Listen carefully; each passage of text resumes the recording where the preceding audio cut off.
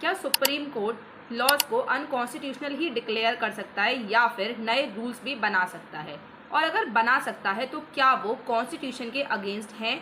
चलिए समझते हैं जुडिशियल रिव्यू और जुडिशियल एक्टिविज्म के बीच का डिफरेंस।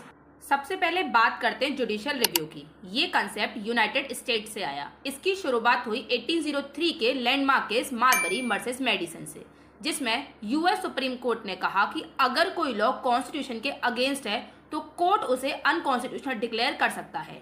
इंडिया में भी सुप्रीम कोर्ट और हाई कोर्ट के पास जुडिशियल रिव्यू की पावर कॉन्स्टिट्यूशन से आती है अंडर आर्टिकल 226 और आर्टिकल 32। अब आते हैं जुडिशियल एक्टिविज्म पर। ये कॉन्स्टिट्यूशन में कोई भी लिखी हुई पावर नहीं है, बल्कि कोर्ट का एक प्रोएक्टिव अप्रोच है। जब पार्लियामेंट या गवर्नमेंट किसी इंपॉर्टेंट इशू पर एक्शन लेने या लॉ बनाने में फेल हो जाती है तो कोर्ट फंडामेंटल राइट को प्रोटेक्ट करने के लिए कुछ गाइडलाइन या डायरेक्शन इशू करती है, और इसी अप्रोच को हम बोलते हैं जुडिशियल एक्टिविज्म। इसका सबसे फेमस एग्जांपल है Vishakha versus state of Rajasthan. उस समय वर्क प्लेस सेक्सुअल हरेसमेंट को रेगुलेट करने के लिए कोई स्पेसिफिक लॉ नहीं था, तो सुप्रीम कोर्ट ने विशाखा गाइडलाइन इशू करी, जिसे बाद में पार्लियामेंट ने लॉ बनाने तक फॉलो भी किया।